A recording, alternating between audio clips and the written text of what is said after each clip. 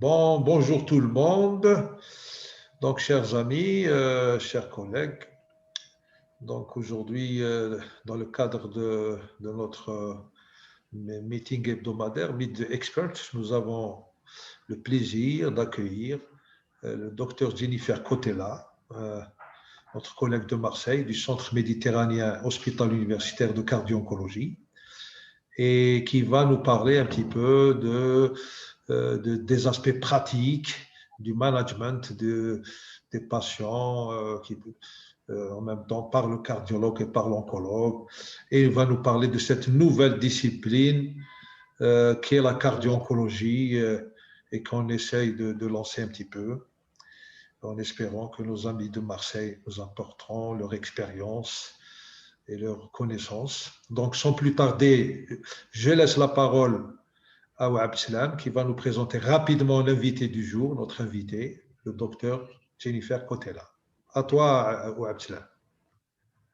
Oui, bonjour à tous. Bonjour, docteur Cotella. Ravi de vous avoir parmi nous. Merci d'avoir accepté notre invitation. Donc, docteur Cotella exerce à l'hôpital Nord à Marseille.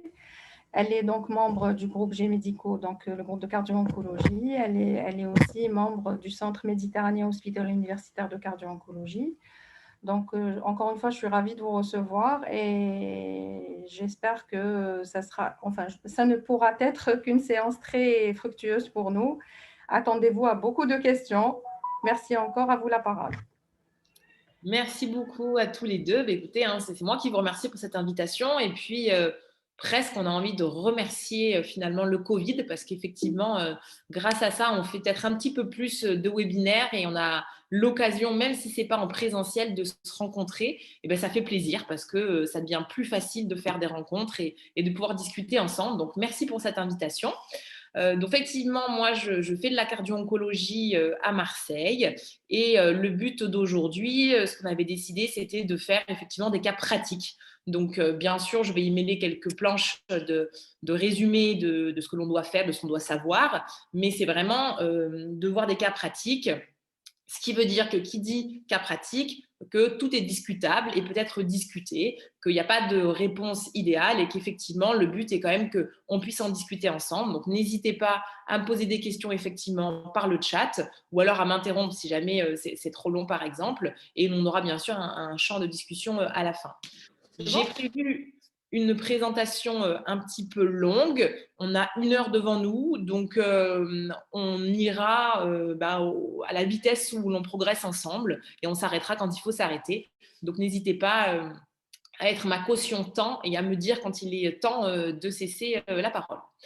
Alors allons-y, j'ai décidé de commencer ma présentation par une petite introduction qui sera peut-être généraliste pour vous ou pour ceux qui commencent la cardio-onco, qui permettra de remettre les idées en place. C'est vraiment histoire de vous situer ce qui est ma spécialité maintenant, qui est la cardio-oncologie, et que vous compreniez pourquoi finalement c'est intéressant et pourquoi c'est important de faire ce genre de formation et d'en parler très souvent, comme vous le voyez maintenant en congrès. Donc, pourquoi est-ce que vous devez vous intéresser à la cardio-oncologie? Pourquoi il faut en faire? Il y a ces chiffres-là, moi, qui m'avaient bien frappé quand j'ai commencé la cardio-onco. C'est que chaque jour, il y a 1000 nouveaux cas de cancer. Donc, c'est énorme. Par jour, 1000 nouveaux cas de cancer. Heureusement, il y a plein de thérapeutiques et grâce à cela, il y a une réduction de la mortalité quand même par cancer. Vous voyez sur ces deux courbes, ici les hommes, ici les femmes, les différentes couleurs, c'est les différents pays, qu'il y a au cours du temps 2 infléchissements de la mortalité par cancer grâce à 2 grandes thérapeutiques que sont dans les années 70-80 les anthracyclines et dans les années 2000 les thérapies ciblées. Et donc ces 2 grands avènements thérapeutiques correspondent à 2 grandes familles de molécules anticancéreuses qui vont chacune générer des complications cardiovasculaires différentes et que l'on se doit de connaître. Donc effectivement, 1000 nouveaux cas de cancer, mais heureusement, si on peut dire, seulement 400 personnes qui en décèdent chaque jour.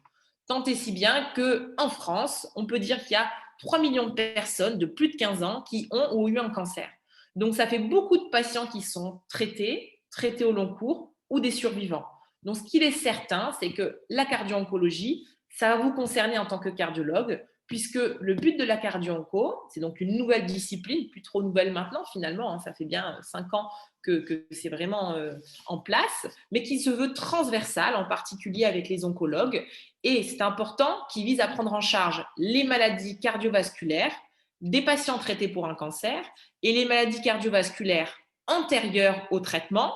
Et ça, c'est une part de la cardio-oncologie qui est tout aussi importante que la suivante, parce que avant, quand un patient avait une cardiopathie, et ben malheureusement, on savait qu'il allait être moins bien traité pour son cancer parce que les cardiopathies, ça fait peur aux oncologues. Et de ce fait-là, il n'allait pas bénéficier d'un traitement optimal. Donc, le cardio-oncologue, il est aussi là pour optimiser le patient qui a une cardiopathie pour qu'il puisse bénéficier de son traitement pour son cancer. Et évidemment, la deuxième partie, c'est la prise en charge des maladies cardiovasculaires en lien avec le traitement du cancer, donc tout ce qui est toxicité. Mais n'oubliez pas la première partie parce que c'est aussi 50% de la cardio-oncologie. Donc, ce n'est pas en fait ce qu'on appellerait une ultra spécialité qui est confidentielle, où finalement, moi, je vois quelques patients et puis c'est tout. C'est forcément, quel que soit votre statut, votre spécialité et votre lieu d'exercice, vous allez rencontrer des patients de cardio-onco parce que voilà, malheureusement, les facteurs de risque cardiovasculaire sont aussi les facteurs de risque de cancer. Donc, nos patients de consultation vont peut-être malheureusement avoir un jour un cancer dans notre vie et vous devrez intervenir à ce moment-là. Donc, vous allez me dire, bah oui, mais alors, la cardio-onco, ça concerne surtout l'insuffisance cardiaque.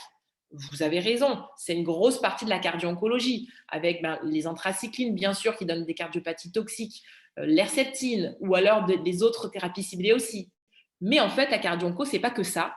Et maintenant, le champ, il est énorme, puisque, vous le savez, la radiothérapie, ça va aussi donner des coronaropathies radiques. On va en parler un petit peu aujourd'hui. On a le 5FU qui donne des spasmes coronariens. On peut utiliser des anti-angiogéniques qui donnent des coronaropathies, ainsi que l'hormonothérapie. Même plus loin, on a aussi des problèmes rythmologiques maintenant, avec les immunothérapies anticancéreuses qui donnent des troubles de la conduction, des troubles du rythme ventriculaire, l'ibrutinib, l'AIFA, l'ISITICA qui donnent des allongements de QT. Il y en a tellement que je ne pourrais pas tout citer pour vous montrer à quel point la cardio-onco est riche et que finalement, que vous soyez rythmologue, coronarographiste ou échographiste, tout le monde est concerné par la cardio-onco et tout le monde va voir arriver à sa consultation des patients qui posent des problèmes qui relèvent de la cardio-oncologie. Et il faut avoir cette connaissance-là parce que, par exemple, une fibrillation atriale sous ibrutinib, un traitement par voie orale qui donne de l'AFA, ne doit pas du tout être prise en charge comme une EFA classique. Donc, si vous n'avez pas cette connaissance-là, vous risquez de faire des erreurs et pourtant, ce sont des patients que vous allez croiser à la consultation.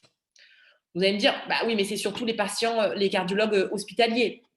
Eh bien non, parce qu'avant, les patients qui avaient un cancer, c'était ça. C'est des patients qui ont perdu leurs cheveux, qui ont un porte-à-4, qui reçoivent une chimiothérapie. Mais maintenant, c'est aussi ça. C'est des patients qui vont très bien, qui sont à domicile et qui ont le traitement de leur cancer qui est écrit sur l'ordonnance normale, comme celui-ci, par exemple, qui est un anti-angiogénique. Donc, finalement, ces patients, ils vont aussi bien se présenter en urgence, en hospitalisation, que en programmé, en consultation classique. Donc, vraiment, faire de la cardio-oncologie, ça devient aussi courant et donc nécessaire que connaître, par exemple, l'hypertension ou la coronaropathie. Donc, c'est pour ça que vraiment, on a vocation à faire ce genre de formation parce qu'il ne serait pas normal que ce soit que des centres de référence qui fassent de la cardio-onco. Tous les cardiologues doivent maintenant être formés à la cardio-oncologie. Et ça, on le voit aussi si vous regardez sur PubMed, quelle que soit la façon dont vous l'écrivez, cardio-onco, onco-cardio, avec ou sans tiret, le nombre de publications attrayant à ce sujet est exponentiel depuis, je vous disais, à peu près 2015 ou quand ça a commencé. En 2010, on ne savait pas ce que c'était, il y avait 3 publications. Et là, en 2020, c'était près de 600 publications. Alors, évidemment, ce n'est pas grand-chose, par exemple, par rapport à l'insuffisance cardiaque, mais très clairement, c'est en vraie expansion et c'est en train de se développer et il faut vraiment connaître tout ça. Vous avez donc bien fait de vous inscrire à ce webinaire pour qu'on puisse en discuter. Donc, vous allez me dire, oui, mais bon, est-ce que finalement la cardio-onco, on peut se passer de ce genre de formation, qu'elle soit présentielle ou virtuelle? Est-ce qu'on ne peut pas se former tout seul? Alors là, c'est enregistré, comme ça vous pourrez le regarder. C'est surtout pour vous montrer toutes les publications, les guidelines importantes que l'on a en cardio-oncologie jusqu'à maintenant. Oui, il y a de la publication, des recommandations. Il y en a pas mal même, peut-être, on va dire. En 2012, vous aviez les recommandations de l'ESMO. L'ESMO, c'est la Société européenne d'oncologie. c'est eux les premiers qui en ont parlé pour la toxicité cardiovasculaire des traitements pour le cancer. En 2014, c'est les imageurs cardiologues sous l'ESC qui ont fait une publication. Puis, en 2015, les publications américaines pour la cardio-oncologie pédiatrique. En 2016, et c'est ce papier qui fait référence pour l'instant pour nous, je vais vous en reparler, c'est le Position Paper. Donc, Position Paper, ça veut bien dire qu'il n'y a quand même pas beaucoup de niveaux de preuve, on n'a pas beaucoup d'études pour parler de vrais guidelines, mais ça fait office de guidelines qui date de 2016. Donc, on attend la réédition, c'est quand même pas très récent, 2016, maintenant qu'on est en 2021.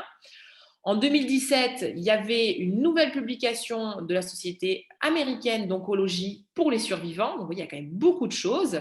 Et en 2020, ce sont les plus récentes, donc celles qui finalement sont le plus fournies pour l'instant. Donc, s'il n'y en a qu'une seule que vous devez lire, puisque l'ESC, le dossier de 2016, on va dire qu'évidemment, c'est la Bible, il faut l'avoir lu. Mais s'il faut en lire une nouvelle, ce serait celle-ci. C'est les recommandations de la Société européenne d'oncologie qui sont sorties en janvier 2020. Et qui ne traitent pas de tout, mais sont déjà un petit peu plus riches que celles de 2016, parce que depuis 2016, en fait, il s'est passé beaucoup de choses dans le monde de l'oncologie, et par exemple, notamment, l'apparition des immunothérapies anticancéreuses, qui n'apparaît pas du tout dans le Position Paper de 2016, parce que c'est trop vieux. Et tous ces papiers, ils sont bien, mais c'est parfois difficile à digérer quand on n'a pas de notion d'oncologie, parce qu'on nous parle de beaucoup de molécules. Et en plus, ce n'est pas très pratique. Il n'y a pas, par exemple, une case anthracycline, je dois faire ça, ça, ça.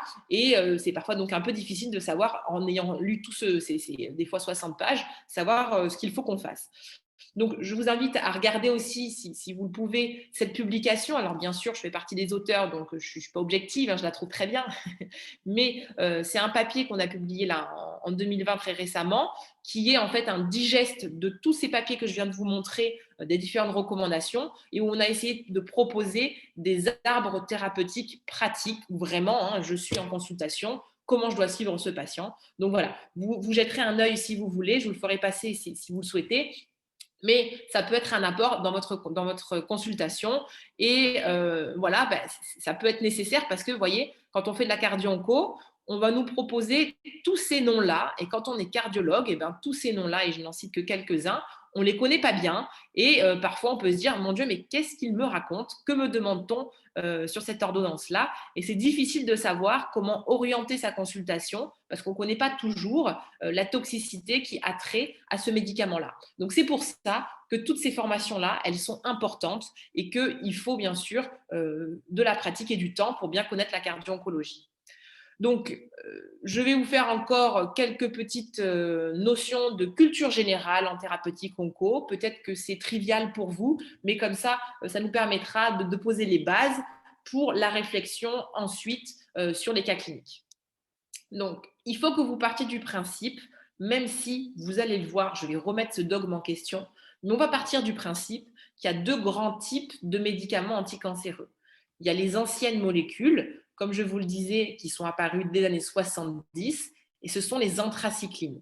En gros, c'était un antibiotique à la base. On a découvert un peu par hasard qu'il existe un effet antitumoral. Et ensuite, on a regardé pourquoi et on s'est rendu compte que c'était parce qu'il y avait une action sur la mitose, donc sur l'ADN, et que la toxicité de l'anthracycline sur les cellules tumorales comme sur les cellules saines entraîne une nécrose myocytaire. C'est la toxicité qu'on appellera de type 1. Elle se caractérise par le fait qu'elle est irréversible. Donc, c'est pour ça qu'on parlait des cardiomyopathies dilatées aux anthracyclines irréversibles parce qu'on a fait mourir un certain nombre de cardiomyocytes, que malheureusement, ça ne se régénère pas et que donc, ces cardiopathies sont considérées irréversibles. Vous verrez que je vais remettre ce dogme en question parce qu'en pratique, ça, c'était quand on prenait en charge les cardiomyopathies dilatées aux anthracyclines très tardivement. Mais maintenant, avec tous les moyens qu'on a de dépistage très précoce, comme par exemple la troponine, on peut peut-être agir avant que les dégâts ne s'installent. Mais bon, théoriquement, c'est comme ça qu'on les classifie. Et le deuxième grand groupe, ce sont les thérapies ciblées, donc qui sont apparues dans les années 2000. Et là, c'est différent. On n'a pas découvert un effet antitumoral par hasard. Au contraire, on a découvert une anomalie moléculaire dans le cancer et on a développé un médicament qui va cibler cette anomalie moléculaire. Et donc, le principe n'est pas de faire mourir la cellule, mais de bloquer, donc la plupart du temps, des voies de signalisation qui sont nécessaires à la survie de la cellule cancéreuse. Donc, des voies de signalisation la plus souvent qui sont impliquées donc, dans la survie cellulaire, l'immortalité de la cellule, et dans l'angiogénèse, donc le fait de pouvoir se créer tout seul des vaisseaux pour que la tumeur, la cellule cancéreuse, s'auto-entretienne. Le chef de file, c'est le trastuzumab, l'herceptine, l'anti-HER2, on va en parler dans le cas clinique. Et donc, là, c'est une toxicité qu'on dit de type 2, parce que ça n'entraîne pas, contrairement à la type 1, une nécrose, mais une dysfonction de la cellule. Et donc, ce qui sous-entend que l'effet, il est réversible, puisque je bloque une voie de signalisation. Si j'arrête le médicament, j'arrête de bloquer la voie de signalisation, et la toxicité peut se réverser et le cœur revenir à la normale, puisque ce qu'on s'est rendu compte malheureusement, c'est que les voies de signalisation qui étaient ciblées contre le cancer étaient malheureusement aussi parfois impliquées dans le cœur, et c'est pour ça que des toxicités cardiaques. Donc finalement, la toxicité de type 1, elle est accumulative. Plus je mets d'anthracycline, plus je fais de nécrose myocytaire, plus j'ai de toxicité cardiaque. Ça semble logique. Alors qu'avec les thérapies ciblées, ce n'est pas dose dépendant, c'est juste que je bloque une voie de signalisation et juste si j'arrête le médicament, j'enlève mon bâton qui est venu se mettre dans les rouages de la signalisation se refait de nouveau et ça remarche bien de nouveau. Voilà, donc c'est important de se rappeler ça. Vous allez voir que ce n'est pas toujours aussi noir et blanc, que parfois c'est un petit peu intriqué et que c'est difficile de faire la part des choses. Donc, comment reconnaître ces différentes molécules entre type 1 et type 2 ? Je vous ai fait un petit mémo très rapide parce que peut-être que c'est simple pour vous. Mais d'ailleurs, n'hésitez pas à me dire si tout ce que je vous dis là est trop connu et que je passe à autre chose. Sinon, je continue. Donc, les molécules, tout ce qui termine par rubicine, ce sont les anthracyclines.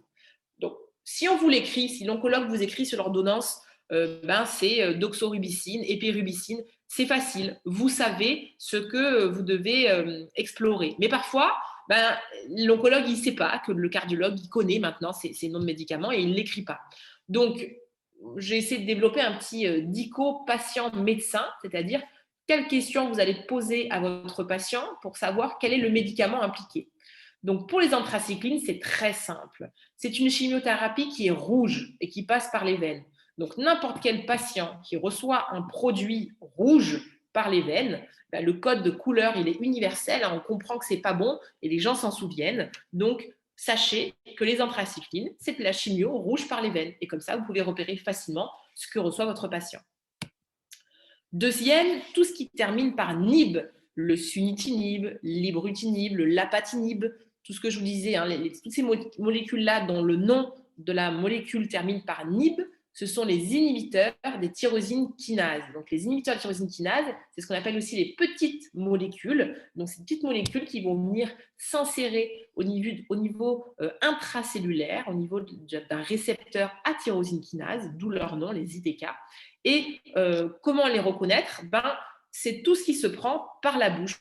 Toutes ces molécules-là, toutes les inhibiteurs de tyrosine kinase, ce sont PEROS. Donc, c'est celles que je vous disais, qui sont sur l'ordonnance classique du patient. Donc, vous demandez à votre patient, est-ce que vous prenez un traitement pour votre cancer par la bouche ? Et là, vous savez que le patient prend un ITK.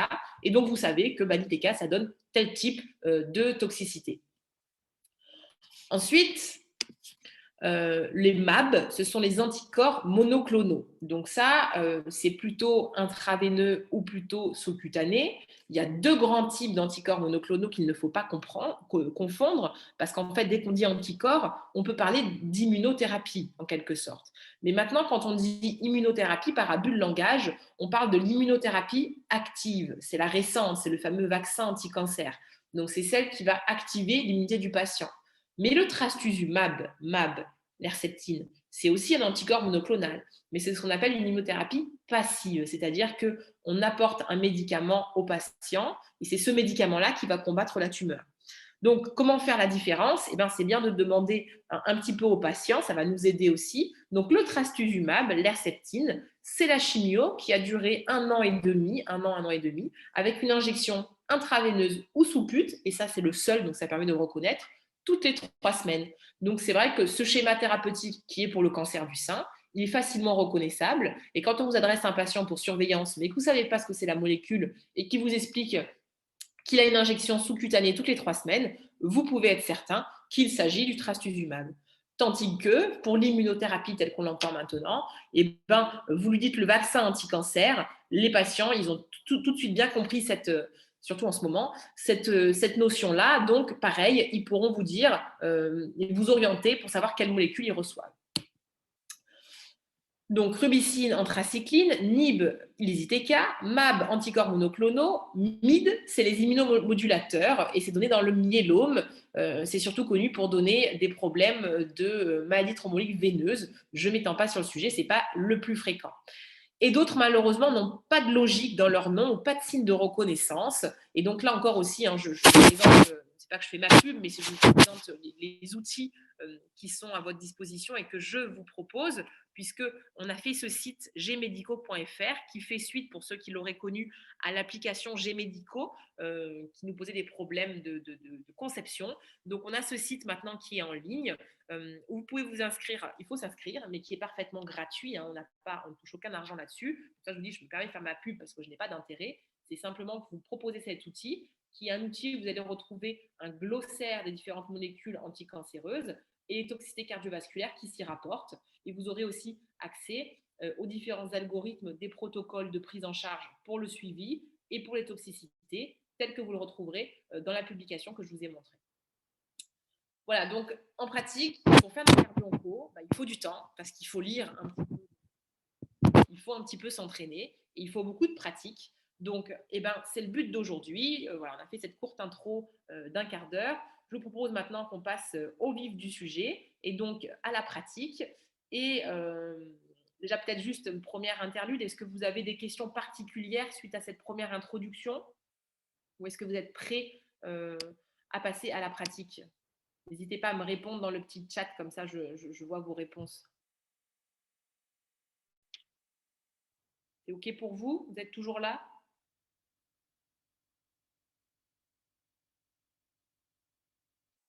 Allez, c'est parti. Alors, parfait. Allons-y. On passe à la pratique. Et donc, je vous propose qu'on commence par le cancer du sein.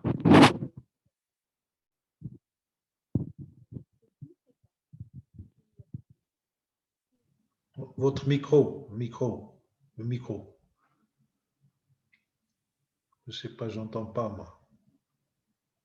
Je ne sais pas si c'est chez vous ou chez nous. Les autres, vous entendez bien? Arrangez le son. Là, vous avez bougé quelque chose. Non, on n'entend pas. Vous avez muté. Il y a quelque chose sur votre micro. C'était très bien. Vous avez touché quelque chose. Est-ce que vous voilà, là, on entend. C'est bon. Ah, d'accord. C'est quand la fenêtre de conversation est ouverte alors. D'accord. Donc, je reprends, je vous disais, pourquoi est-ce que je commence par le cancer du sein?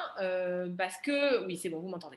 Parce que c'est un cancer qui est très fréquent, c'est le plus fréquent chez la femme. Il ne faut pas oublier que c'est une femme sur 8 et que, justement, ces femmes-là, ce n'est pas forcément des patientes à risque cardiovasculaire. C'est pas comme, par exemple, je sais pas moi, le cancer du poumon où c'est souvent des gens qui ont fumé. Ça peut être des femmes jeunes qui n'ont pas de facteur de risque cardiovasculaire. Et pourtant, c'est le cancer du sein où on va donner le plus de thérapeutiques anticancéreuses qui sont à risque de toxicité cardiovasculaire. Vous allez le voir, je vais vous présenter un cas un peu classique où en fait, je ne pourrais pas tout détailler parce que ce serait trop long, mais où la patiente va recevoir toutes les thérapeutiques possibles dans le cancer du sein et toutes les thérapeutiques possibles dans le cancer du sein ont une potentielle toxicité cardiovasculaire.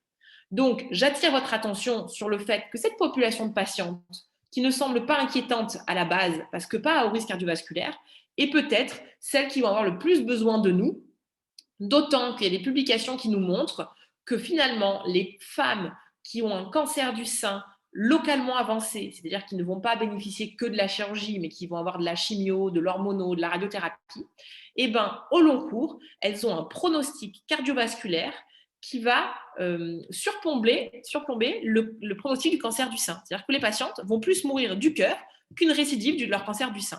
Et donc ça, moi, je trouve ça dramatique parce que c'est un cancer fréquent que l'on soigne bien, mais les patientes en paient le prix cardiaque. Donc, c'est à nous, cardiologues, d'être beaucoup mieux formés dans ce cancer du sein-là pour éviter ce préjudice capital qui serait d'avoir un pronostic cardiovasculaire altéré à cause d'un mauvais suivi, d'une mauvaise prise en charge cardiaque pendant le traitement du cancer.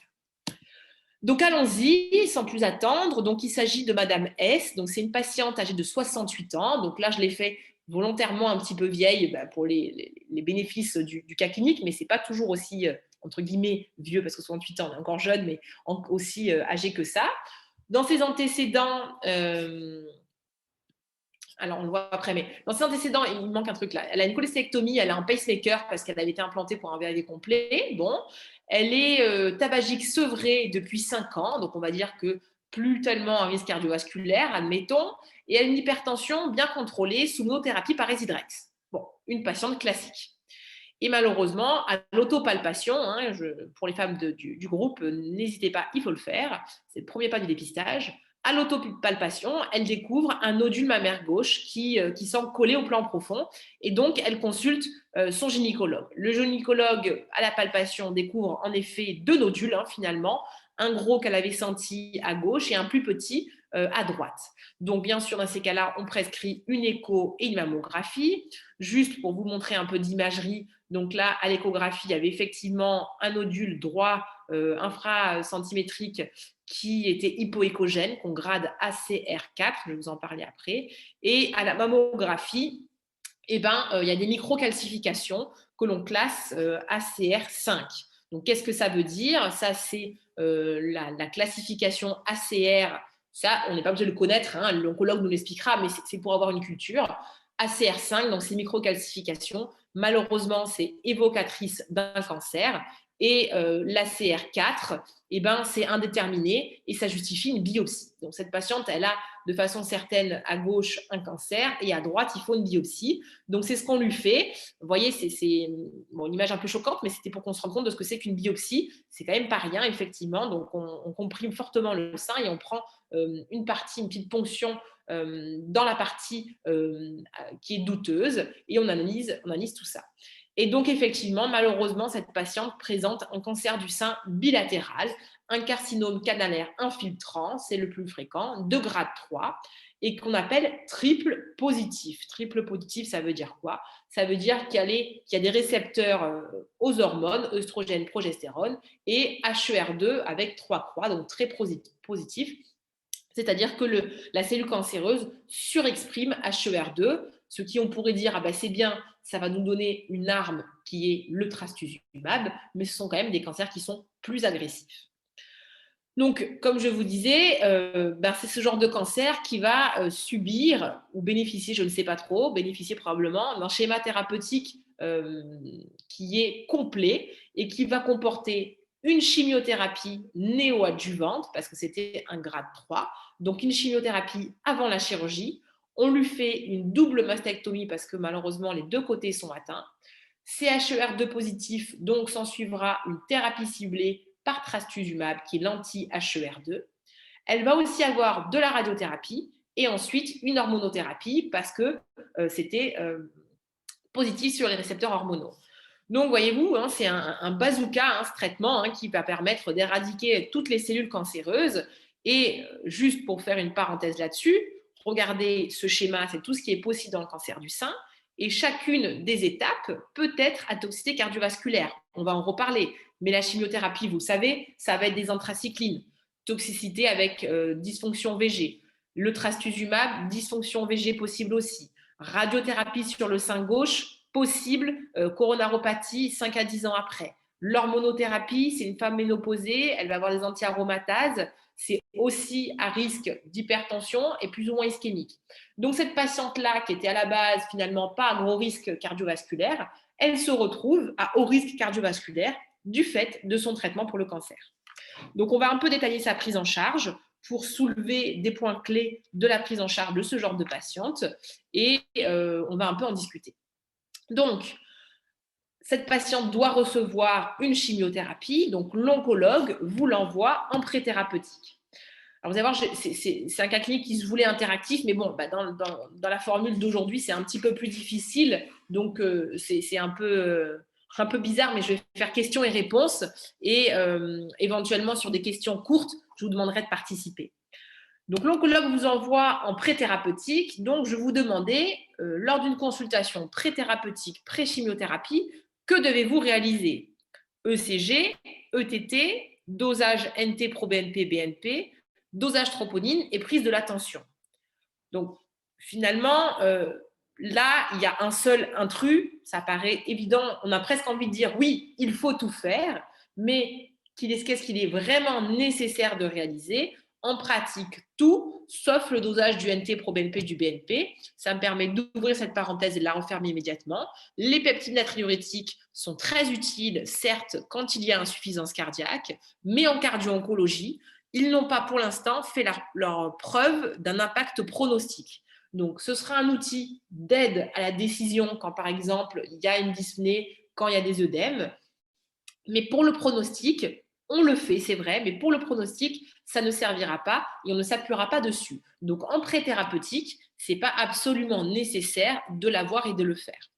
Donc, si on fait ECG, ETT, dosage tropo, parce que ça va des anthracyclines et prise de la tension, on fait en fait une consultation de cardio-oncologie. Donc là aussi, je voulais simplement vous montrer ce qu'est une consultation de cardio-oncologie parce qu'effectivement, vous qui êtes en train de développer votre centre, c'est une notion qu'il faut connaître parce que ce n'est pas une consultation classique et malheureusement, ça prend bien plus de temps qu'une consultation classique.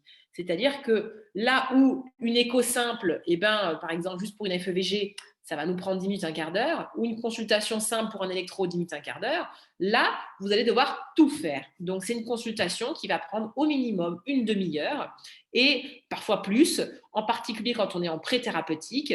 Et c'est pour ça que parfois, ce que je conseille, moi, c'est si c'est possible pour vous dans votre pratique, de rassembler les consultations de cardio-oncologie sur une même vacation parce que le rythme, ce n'est pas le même et que des fois, c'est bien de faire toujours la même chose sur une même matinée et d'avoir des créneaux dédiés à ça. Parce que si vous mettez des patients tous les quarts d'heure, c'est sûr que vous n'allez pas pouvoir vous en sortir. Donc, une consultation de cardio-onco, qu'est-ce qu'on fait? Donc, ça, c'est ce qu'on fait dans le G-Médico, dans notre groupe, mais c'est classique maintenant. On fait la consulte avec l'interrogatoire, l'examen physique. Ce qui est important, c'est de calculer le score de risque cardiovasculaire parce que là aussi, vous allez voir en pratique tous les facteurs de risque cardiovasculaire sont des facteurs de risque de développer une toxicité sous les molécules anticancéreuses. Donc, il faut qu'on sache, notre patient, quel est son score de risque cardiovasculaire global pour qu'on adapte notre suivi et notre prise en charge. On prend la tension, on fait une échographie cardiaque avec, si possible, la mesure de la FEVG. Donc, ce n'est pas une mesure visuelle. Il faut absolument faire un Simpson biplan parce que ça va être votre critère principal de jugement pour le suivi. Et donc, le moindre pourcent est important. Donc, c'est un Simpson. Donc, parfois, on peut faire une appréciation visuelle. Là, ça prend plus de temps, il faut faire un Simpson. Il faudrait, vous allez voir, on va en discuter, faire un strain aussi pour tous ces patients. Donc, ça prend un peu plus de temps. Et même, si c'est possible, parce que ça reste la méthode de référence, faire du 3D. On peut être amené à faire des prises de sang ou alors même à prescrire des imageries complémentaires quand, par exemple, on ne voit pas bien, on peut faire de l'IRM, on peut faire du scanner pour voir les artères, voilà. Et ce qui est très important, c'est que suite à tout ça, vous n'allez pas seulement rendre une FEVG brute que l'oncologue doit interpréter. Tout le positif de la cardio-onco, c'est justement qu'il faut maintenant s'impliquer dans cette prise en charge et proposer, une adaptation thérapeutique et deux, une conclusion, une conduite à tenir et un suivi pour le prochain rendez-vous. C'est-à-dire que, si vous voulez, les oncologues, quand ils prescrivent un traitement, chaque chimiothérapie, chaque thérapie ciblée a un énorme panel de toxicité sur plein d'organes. L'oncologue ne peut pas connaître toutes les toxicités pour chaque organe et tous les suivis qui s'y réfèrent. Donc, c'est maintenant à chaque organiste, et donc nous, cardiologues, de savoir ce que la molécule peut donner et comment il faut la suivre. Et c'est ça, en fait, c'est le but de la cardio-onco, c'est l'essence de la cardio-oncologie, c'est de devenir un facilitateur pour l'oncologue, là où avant, on donnait juste une FEVG, par exemple, on disait, 40%, et donc l'oncologue était embêté, il ne pouvait pas prescrire sa chimio, ça s'arrêtait là, et le patient ne bénéficiait pas de sa chimio. La cardio-onco, c'est tout l'inverse. Maintenant, on accompagne le patient et l'oncologue pour la bonne administration du traitement anticancéreux.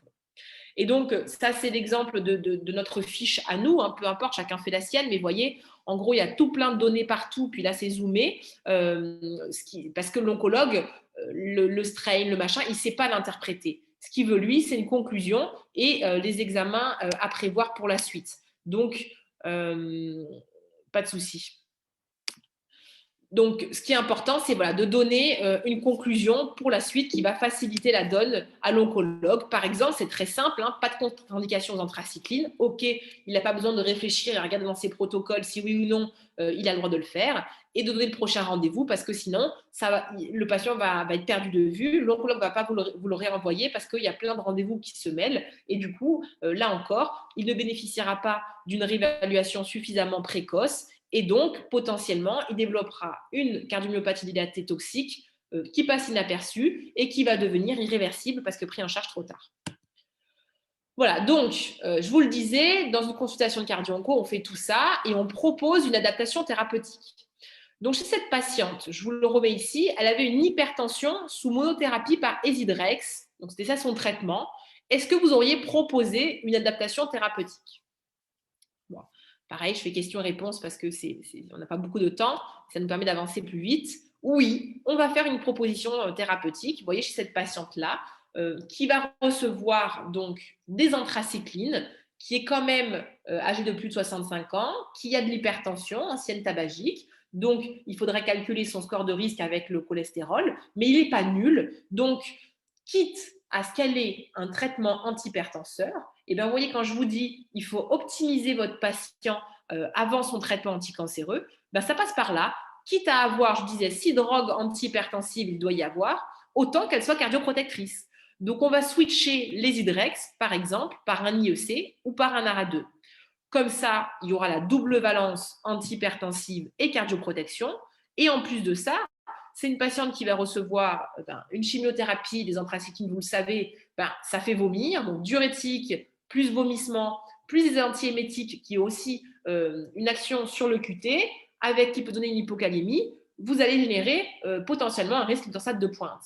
Donc, but de la cardio-onco, cette patiente finalement, où on aurait pu juste dire FEVG normal, OK pour les anthracyclines, c'est de dire, cette patiente, je pense que ce serait mieux qu'elle soit sous IEC plutôt que Ezidrex pour sa tension. Comme ça, on prend moins de risques de toxicité rythmique et on a une balance de cardioprotection. Donc, pensez-y quand vous recevez en pré-thérapeutique. Optimiser le patient d'un point de vue cardiovasculaire va vous permettre de diminuer son risque de toxicité des traitements anticancéreux.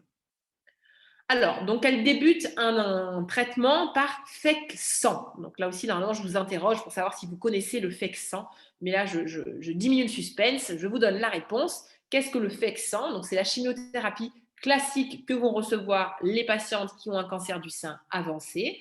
Et donc, le F, c'est le 5FU, risque de spasme coronaire, mais qui est limité chez ce genre de patientes et dans ce mode d'administration. L'épirubicine, donc maintenant vous savez que tout ce qui termine par rubicine, ce sont des anthracyclines, et c'est cyclophosphamide, c'est l'endoxan. L'endoxan qui est aussi connu pour faire les dysfonctions VG, mais uniquement à forte dose, donc plutôt dans les protocoles de pré-greffe médulaire, dans les leucémies aiguës par exemple. Donc ici, ce qui va nous embêter essentiellement, c'est l'épirubicine, les anthracyclines, avec une toxicité, comme je vous disais, de type 1, donc dose dépendante, et le 100, c'est le 100 mg par mètre carré qu'on administre aux patients. Donc, ce sont des doses qui sont quand même conséquentes. Classiquement, pour des patients de poids classique, le total de ce FEC100, ça avoisine les 240 mg par mètre carré, qui est une dose, je dirais, plutôt faible, mais qui est pourtant le seuil à partir duquel on considère qu'il peut y avoir une toxicité cardiovasculaire suffisamment importante pour revoir les patientes si on dépasse cette dose-là. Je parle d'équivalent d'oxorubicine, d'accord ? Tout est exprimé en équivalent d'oxorubicine. Par exemple, l'épirubicine, c'est plus important en milligrammes, mais en fait, on parle d'équivalence d'oxorubicine. Hein, les oncologues, ils vous le font, ils parlent comme ça, donc pas de problème. Donc, je vais maintenant passer, elle reçoit sa chimiothérapie et je vais développer le problème de la troponine. On en avait déjà parlé avec le docteur Ouadeslam, c'est que je sais que ce n'est pas toujours facile de la voir, de la faire. à l'hôpital chez vos patients qui vont recevoir des anthracyclines. Mais je vais quand même en parler parce que je vais défendre cette troponine et je vais vous montrer combien, pour moi, elle peut être importante. Et c'est ça qui va nous permettre, la troponine, les biomarqueurs, qui vont nous permettre de faire un dépistage précoce et donc éventuellement de traiter les patients avant que les dégâts s'installent et avant que la cardiopathie devienne irréversible. Donc là, je vous disais, nous sommes le 3 novembre, l'interne d'oncologie, donc un 3 novembre, on vient de changer de choix, vous appelle car il ne connaît pas le protocole pour le dosage de la troponine. Donc, quand est-ce qu'il faut faire une troponine autour du traitement par anthracycline? Alors, est-ce que la troponine doit être dosée avant chaque cycle d'épirubicine ou alors après chaque cycle? Si c'est après, elle peut être faite dans quel délai? 0,72 heures en post-injection. Et est-ce qu'une élévation contre-indique la poursuite des anthracyclines ou peut faire introduire une cardioprotection médicamenteuse? Je ne fais pas forcément participer la salle, mais la réponse, elle est là. C'est que, effectivement, très bien, vous avez des bonnes réponses en plus, super. Il faut le faire alors avant tout traitement, pas avant chaque cycle, vous avez raison, pour avoir une valeur de référence, parce que le patient sera son propre témoin, et elle doit être dosée ensuite après chaque cycle d'épirubicine, dans les 72 heures post-injection. Et si la troponine s'élève, ça ne contre-indiquera pas la poursuite des anthracyclines, mais ça doit faire introduire une cardioprotection médicamenteuse. C'est-à-dire que si la troponine s'élève, déjà pas d'alerte, hein, ce n'est pas qu'elle fait un infarctus, ce n'est pas qu'il faut amener le patient à la coronarographie, ce qu'on nous reprochait au départ, il nous dit « ah bah oui, mais il va y avoir des coraux, etc. » Non, pas du tout. Ce sont des petites élévations de troponine et qui nous disent quoi? Qui nous disent il se passe quelque chose à l'échelle cellulaire, donc une toxicité tout à fait débutante. Donc, ça ne va pas justifier d'arrêter les anthracyclines, mais ça va justifier de protéger le cœur parce qu'on sent déjà qu'il y a quand même une atteinte cardiaque. Donc, si je devais vous donner rapidement les 10 points clés de cette troponine, petit 1, troponine I comme T. Il y a des études sur les deux et donc on peut utiliser l'un comme l'autre. On me dit toujours, mais quand est-ce qu'on considère que c'est positif? Eh bien, en vérité, il n'y a pas de seuil. C'est à comparer à la valeur pré-traitement du patient. Chaque patient est son propre témoin. Donc, si le patient a une valeur de base élevée, ce sera une valeur de base élevée. Voilà, mais voilà, c'est exactement, vous voyez, c'est la question classique, à partir de quel seuil de troponine. Donc, il n'y a pas vraiment de seuil. Si vous faites une troponine à votre patient en pré-thérapeutique et qu'elle est normale et qu'elle est négative, comme la plupart des patients dans le cancer du sein, pas de problème. Le seuil de positivité, ce sera le seuil du laboratoire. Mais par exemple, pour avoir des patientes qui ont des troponines un petit peu positives, et finalement, ce sera l'évolution de cette troponine.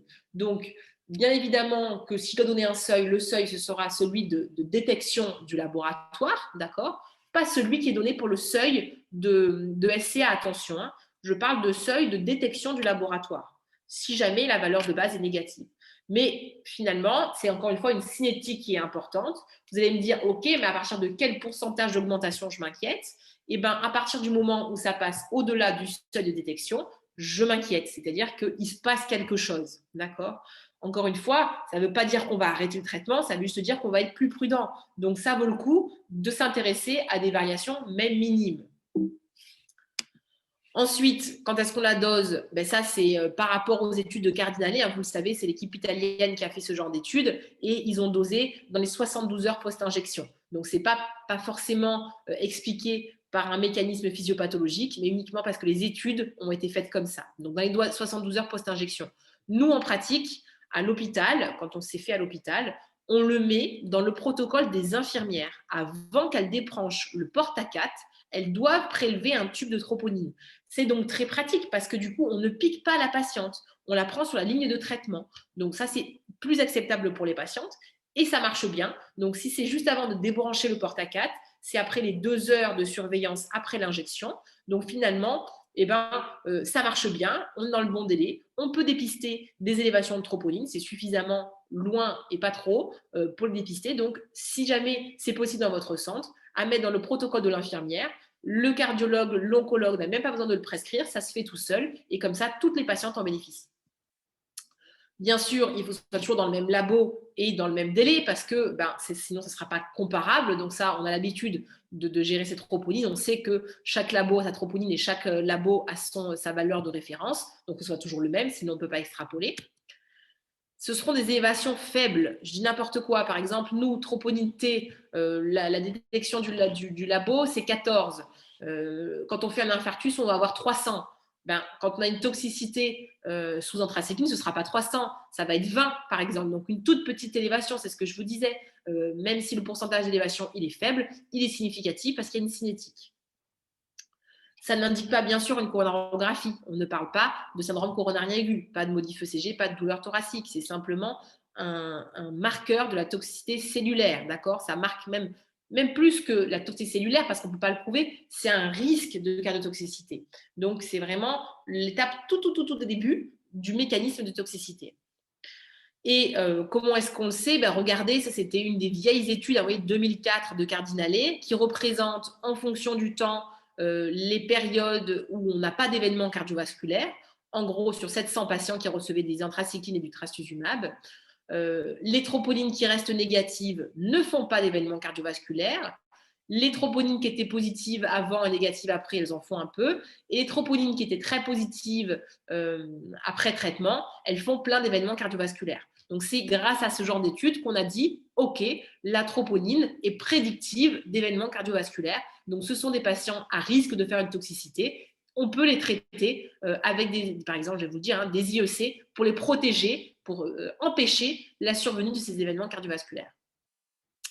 Et donc, effectivement, si jamais la troponine s'élève, qu'est-ce que ça veut dire? Non, on n'arrête pas les anthracyclines. Si possible, on revoit le patient avant le cycle suivant. C'est toutes les 3 semaines. Donc, si c'est possible, parce que des fois c'est difficile, on le revoit avant. Et on le revoit pourquoi? Parce que maintenant, dans le position paper de 2016, on a le droit d'introduire une cardioprotection si jamais la troponine s'élève. Donc, finalement, c'est intéressant parce que, vous voyez, il y a une vraie utilité à cette troponine, c'est-à-dire qu'on va prescrire cette IEC, et je ne vous ai pas remis toutes les courbes, mais dans les études de Cardinalet aussi, ça montrait que les patients qui avaient une troponine positive faisaient plus d'événements, mais si on les mettait sous IEC, ils revenaient à la courbe des patients qui avaient une troponine négative. Donc, on empêchait la survenue des événements et notamment la baisse de la FEVG. Donc en mettant une cardioprotection. Ok, j'en reste là sur la troponine. On en rediscutera à la fin. Je suis sûre que vous avez des questions parce que c'est toujours sujet à plein de discussions. Mais j'enchaîne parce qu'il est déjà fort avancé. Le temps est fort avancé. Oui, d'ailleurs, je me rends compte que j'ai pris beaucoup de temps. Bon, on va vite finir. Alors, sa chimiothérapie adjuvante se passe bien et elle est opérée d'une mastectomie. Ça débute alors le trastuzumab, l'anti-HER2. Concernant le management sous trastuzumab, je reparle de la troponine, je donne la réponse immédiatement. Eh bien oui, on peut aussi faire des troponines sous trastuzumab par analogie avec les anthracyclines, c'est-à-dire qu'elle doit être dosée après chaque injection, dans les 72 heures, et la troponine, de la même manière, peut faire introduire une cardioprotection médicamenteuse. Et pourquoi cela? Parce que toutes les études dont je vous ai parlé portent sur les anthracyclines et le trastuzumab. Donc, même si c'est une thérapie ciblée, et comme je vous l'ai dit, n'entraîne pas de nécrose, et donc ne devrait pas faire monter la troponine, c'est intriqué parce que ça s'administre après les anthracyclines. Donc, ce serait différent, par exemple, si on met des anti-HER2 dans le cancer de l'estomac, on ne fera pas forcément la troponine, mais quand c'est avec les anthracyclines, oui, ça a exactement la même valeur, et donc on utilisera la troponine de la même manière. Et donc, c'est bien ce que nous dit le position paper de 2016. On nous dit qu'effectivement, utiliser, faire une détection précoce de la toxicité peut permettre d'empêcher la baisse de la FEVG dans le trastuzumab, et que de ce fait-là, mesurer la troponine et aussi peut être considéré chez les patientes à haut risque. On nous dit les patientes à haut risque de quoi? Au risque de toxicité. Et donc, quels sont ces facteurs de risque de toxicité sous trastuzumab? Il y a certes, comme je vous l'ai dit, tous les facteurs de risque cardiovasculaire. En gros, pour toutes les molécules, tous les facteurs de risque cardiovasculaire sont des facteurs de risque de toxicité, mais il y a aussi l'utilisation d'anthracycline auparavant et la radiothérapie. Donc, en pratique, toutes les patientes qui seront traitées pour cancer du sein, elles sont à haut risque de toxicité de l'anti-HER2. Donc, normalement, ces patientes-là qui ont un cancer du sein, qui font chimio par anthracycline et anti-HER2, vous devez leur faire la tropo pendant les intras, la tropo pendant le trastuzumab. Si la tropo s'élève, vous devez démarrer une cardioprotection par IEC. Et c'est comme ça que vous allez diminuer vos cardiomyopathies dilatées toxiques. Donc, pour le suivi du trastuzumab, vous le savez, c'est 18 injections de trastuzumab en général pour le cancer du sein. Donc, pour le suivi, comment est-ce qu'on doit suivre ces patients? Là aussi, j'enlève le suspense du fait du temps. Eh bien, sachez que pendant le traitement, le risque de toxicité est tellement important qu'il faut réévaluer en cardio-oncologie tous les 3 mois la première année. Ça, les oncologues le savent très bien et donc, ils vous envoient tout le temps les patients pour le suivi. Et donc, c'est ces patientes-là que vous voyez arriver avec suivi trimestriel d'une chimiothérapie. Ça, vous pouvez être sûr, c'est le trastuzumab. Et là, encore une fois, je remets le dogme du départ type 1, type 2 en question. C'est que le suivi, eh bien, je vous disais, pas de suivi dédié après l'arrêt de la molécule. Normalement, type 2, c'est effet suspensif, je vous ai dit. Donc, si on arrête le trastuzumab, on arrête le suivi. Eh bien, en fait, non, parce que même si jamais le trastuzumab avait été le seul traitement administré, un suivi au long cours est préconisé. Donc, c'est là où on s'est rendu compte que même les thérapies ciblées peuvent parfois donner des toxicités au long cours, très probablement parce que c'est des toxicités qui sont intriquées avec les anthracyclines. Néanmoins, on a cette lettre de l'ANSM qui date de 2017, donc qui est postérieure au position paper de 2016, raison pour laquelle le position paper n'en parle pas. Mais on nous dit comment est-ce qu'on suit le trastuzumab? Eh bien, à l'initiation du traitement, tous les 3 mois, et on nous dit qu'on peut faire des biomarqueurs. Donc là, encore une fois, c'est comme dans le position paper, on nous dit qu'on doit faire la troponine chez les patientes à haut risque, on est d'accord. Et on nous dit aussi, je vous l'ai résumé ici, qu'il doit y avoir un suivi cardiologique prolongé après la dernière prise. Tous les 6 mois jusqu'à 24 mois minimum et jusqu'à 5 ans si traitement préalable par anthracycline. Donc là, c'est tout l'intérêt du cardio-oncologue parce que quand le cancer du sein est traité, l'oncologue, il ne voit plus qu'annuellement la patiente. Donc, c'est à vous, cardio-oncologue, de savoir que vous devez continuer à voir tous les 6 mois cette patiente pour que, encore une fois, son pronostic cardiovasculaire ne soit pas plus grave que son pronostic du cancer. Donc, ce suivi-là, c'est à vous de le connaître et non pas à l'oncologue. Donc, même après une thérapie ciblée qui est l'herceptine, l'anti-HER2, vous continuez à suivre votre patiente au long cours, tous les 6 mois, pendant 2 ans. Et donc, ce dogme-là, eh bien, on l'oublie. Hein, effectivement, ce n'est pas toujours aussi simple. Donc, les points clés pour l'anti-HER2, évaluation préthérapeutique si possible, cardiologique tous les 3 mois, pendant toute la durée du traitement, troponine à chaque fin de perfusion pour les hauts risques, c'est-à-dire les patientes qui ont un cancer du sein traité par anthracycline, puis tous les 6 mois pendant 2 ans ou 5 ans si des anthracyclines ont été administrées. Ok, j'ai pris beaucoup de temps, je me rends compte. Est-ce qu'on peut terminer ce cas clinique? Est-ce que vous avez du temps? Est-ce qu'on doit s'arrêter? Ou est-ce qu'à ce moment-là, est-ce que je vais directement à la conclusion? Dites-moi. Il n'y a pas de souci, docteur Cotella, allez-y, pas de problème. Allez, on continue alors. Donc, allez, on continue. À la réévaluation systématique, donc à 3 mois, votre patiente, elle est asymptomatique. Et vous allez voir, c'est très souvent comme ça. Les patientes, elles ne se donnent pas forcément de grand-chose, mais à l'écho, vous retrouvez une FEVG à 49%, sachant qu'initialement, elle avait 66%. Donc, la première question, je vous donne que ça comme information, asymptomatique, FEVG asymptomatique, hein, FEVG 49%. Est-ce qu'on peut parler de cardiotoxicité, à votre avis? Allez-y, répondez avec le micro, comme ça, oui ou non. Comme ça, ça va plus vite. Oui, vous avez raison. Vous avez déjà dit oui. Oui, pourquoi? Parce que la dysfonction VG, elle se détermine par une perte de 10% de la FEVG avec un seuil inférieur à 50%. Les deux sont importants parce que vous pouvez avoir des variations dans la normale, par exemple en fonction des conditions de volémie. Patient qui va être hypovolémique, qui peut avoir 75 de FEVG. Le coup d'après, les normovolémiques, il a 62%. Ça ne veut pas dire qu'il a fait une toxicité. Donc, c'est perte de 10 points et moins de 50%. Parfait, tout à fait. Et j'insiste parce que des fois, enfin, pas des fois, dans les classifications oncologiques, en fait, quand les patients sont asymptomatiques, ce n'est pas un grade de sévérité suffisamment important pour justifier une intervention. Il est très clair qu'au contraire, nous, on préfère intervenir et découvrir ça quand les patientes sont asymptomatiques. Donc, le fait qu'elles soient asymptomatiques ne veut pas dire que ce n'est pas une toxicité, bien au contraire, c'est que c'est top, on a agi au moment où on voulait, c'est-à-dire en amont du côté irréversible de tout cela.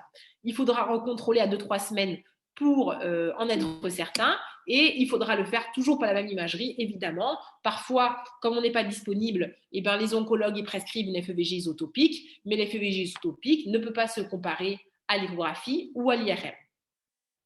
Quelques petits points de sémantique. Quand est-ce qu'on va parler de cardiopathie réversible ou irréversible? Retenez à la limite que ce chiffre-là. On dira que la cardiopathie, enfin la toxicité est irréversible s'il y a une variation de plus de 10 points par rapport à la FEVG de référence. D'accord? Et j'insiste encore une fois, pour moi c'est important, il y a toxicité, que le patient soit asymptomatique ou en insuffisance cardiaque. Donc oui, on parle de toxicité. Et quelle prise en charge proposez-vous? Donc je vous le rappelle, une patiente qui a reçu des anthracyclines, qui est traitée sous trastuzumab et chez qui l'on retrouve de façon asymptomatique et fortuite une baisse de la FEVG. Donc, dans le Position Paper de 2016, pourtant il date et on nous le disait déjà, à ce moment-là, évidemment, mais c'est ce qu'on ferait en cardiologie classique, eh ben, on introduit IEC et bêta-bloquants. Je vous ai grisé la suite parce que je vais vous en reparler après, mais je vous le dis déjà, troponine induit introduction d'IEC aussi, et baisse du strain, c'est plus compliqué, on va en parler. Mais là, elle a baissé sa FEVG de manière significative, très clairement, il faut mettre IEC et bêta-bloquants. Là encore une parenthèse, chez ces patientes qui sont en cours de traitement du cancer du sein, ce ne sera pas comme votre cardiopathie ischémique, on ne va pas mettre 10 de bisoprolol et 10 de ramipril. Très souvent, on va être limité à 1,25, 2,5 mg, et pourtant, ça fonctionne quand même. Pourquoi est-ce que ça fonctionne chez ces patientes-là et quand ça va fonctionner? Je vais vous simplifier la slide. Regardez que cette petite courbe-là. C'est le pourcentage de patients qui va répondre à un traitement par IEC bêta-bloquant quand il y a toxicité sous anthracycline. Ce que l'on voit en fonction du temps, c'est que quand on commence un traitement par IEC bêta-bloquant après 6 mois, il n'y a plus personne qui répond au traitement. C'est-à-dire, on arrive au stade où les dégâts sont irréversibles. Comme je vous disais, c'est ça qui a donné lieu au type 1, cette notion de type 1 et de toxicité irréversible. Alors que si jamais on introduit très précocement, beaucoup de patients vont récupérer. Alors, ce n'est pas tout le monde évidemment, mais en tout cas, beaucoup de patients vont récupérer. Et donc ça, je vous parle de baisse de la FEVG. Donc, vous imaginez bien que si on intervient encore en amont, quand il y a une élévation de la troponine ou alors modif du strain, on va en parler, on a l'impression qu'on va agir encore plus précocement et qu'on va encore plus favoriser la réponse au traitement. Alors, ivabradine, aucune place dans la cardio-oncologie, puisque l'ivabradine a le seul intérêt d'être bradycardisant, mais ne va pas avoir l'effet pléiotrope de cardioprotection avec une épargne myocardique avec une action sur l'effet chronotrope et inotrope. D'accord? Donc, l'ivabradine ne trouvera pas sa place parce que ce n'est vraiment pas sur la fréquence cardiaque qu'on veut agir, mais vraiment sur le côté remodelage inverse, donc du bêta-bloquant. Mais malheureusement, pas vraiment dans l'insuffisance cardiaque, et encore moins en cardio-onco. Alors, vous me direz, oui, ce n'est pas testé, mais très clairement, cet effet n'est pas suffisant. L'ivabradine, il est souvent testé en adjonction aux autres thérapeutiques. Seul, ça reste un bradycardisant pur. Donc, non, il ne faudra pas, en tout cas, ça je suis formelle, il n'est pas indiqué dans la cardio-oncologie. Donc là, c'est vraiment bêta-bloquant. Si jamais le patient est lent et que vous ne pouvez pas, par exemple, ou alors qu'il y a une petite tension, ça effectivement, on peut se poser la question, s'il y a des petites tensions, est-ce que du coup, je ne peux pas mettre les 2 molécules? À ce moment-là, par exemple, privilégier l'IEC, qui est toujours donné en première intention dans les recommandations là, de cardio-oncologie, et tant pis pour les bêta-bloquants, mais l'adjonction de l'ivabradine sera intéressante, par exemple, pour traiter une tachycardie importante, mais son intérêt qui est vu dans les cardiopathies dilatées classiques n'est pas démontré en cardio-oncologie. Alors, je continue. Est-ce que donc cette patiente qui a fait une baisse de FEVG à 49% de manière asymptomatique sous anti-HER2, chez qui on introduit bêta-bloquant et EC, faut-il arrêter le trastuzumab? C'est une question toujours qui se pose parce que l'oncologue, quand il va voir arriver cette baisse de la FEVG, ils sont toujours très inquiets, ils vont avoir envie d'arrêter. Et parfois, c'est dommage parce que ça va diminuer ce bénéfice au long cours sur le pronostic oncologique. Et donc, que faut-il faire? Ce que l'on fait, il est résumé dans cet arbre-là, que je vais vous détailler, qui est un petit peu compliqué, mais qui finalement, quand on le comprend, est assez simple, que vous retrouverez sur gmedico.fr et dans la publication. Tout à fait, je suis tout à fait d'accord, c'est ça, Madame Carmon. Elle est au-delà de 40 et elle est asymptomatique, donc on n'arrêtera pas. Donc pourquoi? La justification, elle est là. Donc on est dans cette case-là, c'est complètement différent s'il y a des symptômes, s'il n'y en a pas. Là, elle est asymptomatique, donc certes, on l'évalue bien sûr. On introduit IEC bêta-bloquant et la question, c'est sur le seuil de 40%. À moins de 40%, quelle que soit la thérapeutique incriminée, on considère que c'est une toxicité grave et donc on interrompt le traitement anticancéreux. Et on discutera à la reprise qu'en fonction d'une récupération de la FEVG. Donc, quelle que soit la molécule incriminée, FEVG à moins de 30%, là, ça ne va pas, on suspend, on attend de voir si ça récupère sous IEC, sous bêta-bloquant. En revanche, quand votre FEVG est à plus de 40% et qu'on parle d'une thérapie ciblée, donc pas pour les anthracyclines, parce qu'on a beaucoup plus peur que ça se dégrade, donc pour thérapie ciblée, patiente asymptomatique, FEVG plus de 40%, vous pouvez poursuivre le traitement anticancéreux tant que le patient est asymptomatique et que la FEVG reste à plus de 40%. Ce qui sous-entend qu'il faut revoir le patient régulièrement, qu'il faut que vous appeliez l'oncologue, parce que l'oncologue, il va se dire « Oulala, mais ils sont fous, il y a une toxicité, ils veulent poursuivre le traitement ».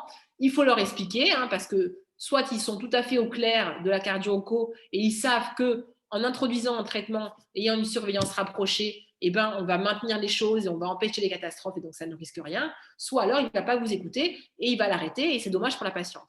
Donc, c'est là où la cardio-onco se veut transversale et pluridisciplinaire et il faudra appeler vos oncologues.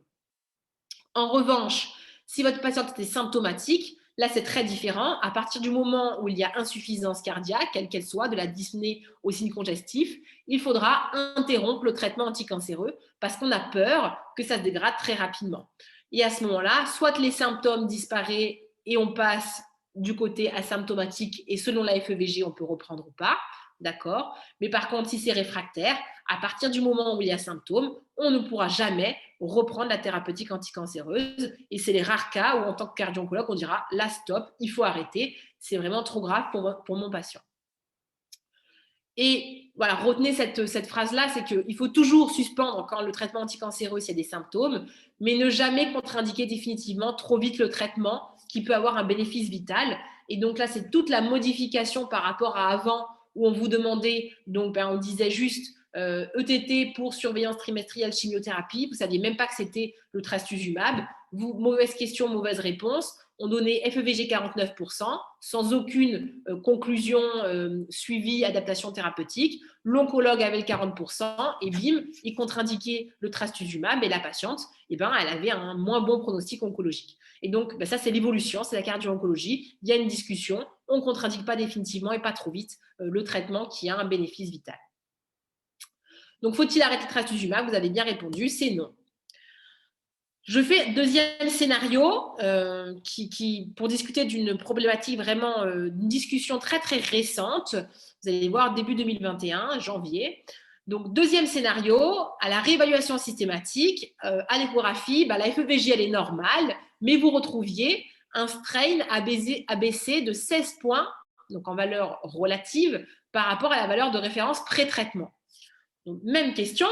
Est-ce qu'avec une baisse de 16 points du strain, est-ce qu'on peut parler de cardiotoxicité, à votre avis?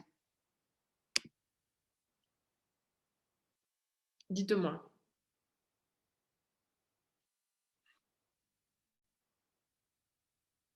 Oui, tout à fait. C'est un oui franc et massif. On est d'accord.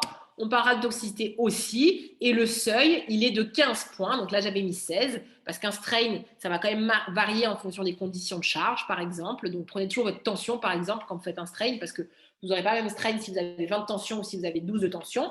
Donc, une variation de 15 points par rapport à la valeur de référence. Donc, ça sous-entend avoir une valeur de référence. C'est significatif. Et c'est une toxicité qu'on appelle infraclinique. Mais c'est ce qu'on veut, voir des toxicités au tout début pour pouvoir agir avant les gros dégâts. Donc, quelle prise en charge proposez-vous alors? Eh bien, là, j'y viens tout de suite aussi. 2016, Position Paper, on nous disait il n'y a pas assez de preuves pour guider une cardioprotection. Donc, on était très en attente d'études pour justement prouver qu'utiliser le strain était intéressant. Est-ce qu'il y avait des news depuis 2016? Eh bien oui, c'est cette étude qui est sortie là en janvier 2021. Vous avez peut-être entendu parler, c'est Sucours, l'étude Sucours, qui est sortie dans le JAC, qui n'est donc pas un petit journal. Et vous allez voir que même si ça fait qu'un mois que cette étude est sortie, il y a déjà beaucoup de polémiques autour de celle-ci. Pourquoi? Je vais essayer de vous résumer la situation et de vous donner donc l'interprétation de cette étude. Ça, c'est la figure qui résume les résultats. Bon, je ne la trouve pas très lisible, donc je vais vous donner le texte de conclusion de l'abstract tel qu'il le donne et voir ce qu'ils disent. Donc, leur critère principal de jugement, c'était la modification de la FEVG au terme du suivi en fonction de si on surveillait les patients classiquement avec la FEVG ou avec le strain. Et donc, ils commencent leur phrase de conclusion par la phrase « Même si la modification de la FEVG n'était pas différente entre les deux groupes », alors, vous voyez, ça commence comme ça, mais attention, on devrait arrêter là. Il faut simplement dire, cette étude, d'accord, est négative. Elle ne montre pas de bénéfice sur la FEVG, qui était le critère principal de jugement, à un suivi augmenté par le strain. Mais bon, continuons ce qu'ils nous disent. Ils disent, même s'il n'y a pas de différence, quand même, quand les patients donc, sont suivis grâce au strain et qui reçoivent une cardioprotection, du fait d'un strain qui se modifie, eh ben, y a une moins grande réduction de la FEVG à 1 an. De plus, la cardioprotection guidée par le strain réduit la variation moyenne par rapport à la normale de la FEVG. Donc, ils nous disent ça supporte une utilisation du strain pour la surveillance de ces patients. Alors, je vous dis tout de suite, moi, je suis pour le strain. Hein. Vous allez voir, je vais entre guillemets détruire cette étude. Ce n'est pas parce que je ne crois pas au strain, c'est parce que malheureusement, cette étude, ils font des conclusions qui sont un petit peu délicates. Donc, effectivement, ça a un petit peu choqué tout le monde, cette conclusion de cette étude, parce que ce n'est pas tout à fait, si on s'en tient aux statistiques, ce que dit cette étude. Donc, il y a un éditorial qui n'a pas tardé à sortir juste derrière par Javid Mosley, que vous devez connaître aussi, qui fait de la cardio-oncologie, et qui dit « Non mais attendez, cette étude, elle n'est pas aussi bien qu'il n'y paraît. » Donc, pourquoi elle n'est pas aussi bien? Parce que le critère principal de jugement, et donc normalement dans une étude, on peut conclure que sur ça, c'était la variation de la FEVG au terme du suivi. Et on voit que dans le groupe suivi par la FEVG seule, il y a une variation de 3%, et dans le groupe strain, 2,7%. Donc clairement, aucune différence significative. De plus, les critères secondaires de jugement qu'ils nous donnent dans leur résumé n'étaient pas les critères secondaires de jugement qu'ils avaient décidés à la base. C'est-à-dire qu'eux, ils avaient dit comme critère secondaire de jugement, est-ce qu'il y avait une différence dans la proportion de patients qui avaient une FEVG, donc à moins de 50%, donc considéré comme anormal. Et en fait, il n'y a pas de différence. Il n'y a même pas de différence sur les valeurs du strain à 1 an. Donc, ce dont ils nous parlent, en fait, ils nous disent qu'il y a une variation significative de la FEVG entre les deux groupes, mais si ils sont passés de 65 à 63%, ce n'est pas relevant cliniquement. On ne cherche pas des variations dans la normale, on cherche des variations dans la pathologie. Donc, le critère principal de jugement n'était pas respecté, le critère secondaire de jugement non plus, et en plus, même si on introduisait une cardioprotection en fonction du strain, 1 an après, le strain n'était pas différent entre les deux groupes. Donc, clairement, cette étude, en fait, on est très déçus parce que ça ne répond pas trop à la question et le design de l'étude, il est quand même suspect, ce qui nous rend suspicieux sur la totalité de l'étude. D'autant plus qu'au final, il y a 2 fois plus de patients qui ont été traités par bêta-bloquant IEC, forcément, dans le bras suivi par le strain, parce que le strain a bougé, on a traité par bêta-bloquant IEC. Bon, jusque-là, à la limite, je vous dirais, ce n'est pas grave. Mais là où je trouve que c'est plus grave, c'est qu'il y a eu 5 arrêts de chimiothérapie dans le groupe strain versus 2 dans le groupe FEVG. Ça veut dire qu'il y en a 3, on va dire ça comme ça, 3 qui ont été arrêtés juste à cause du strain qui se modifie, alors que je vous l'ai dit, le strain, c'est comme s'il y avait une atteinte infraclinique et donc en aucun cas, ça ne doit justifier l'arrêt d'un traitement qui apporte un bénéfice vital. Donc, bref, cette étude, eh bien, on est un peu déçus. Et donc, pour l'instant, on dira qu'on n'a pas plus de preuves pour l'utilisation du strain pour guider l'introduction des IEC bêta-bloquants. Donc, faites ce strain. Encore une fois, j'insiste, ça ne veut pas dire que je ne pense pas que le strain est bon et qu'il sert à quelque chose. C'est qu'on n'a pas de preuves pour démarrer IEC bêta-bloquants juste sur le strain.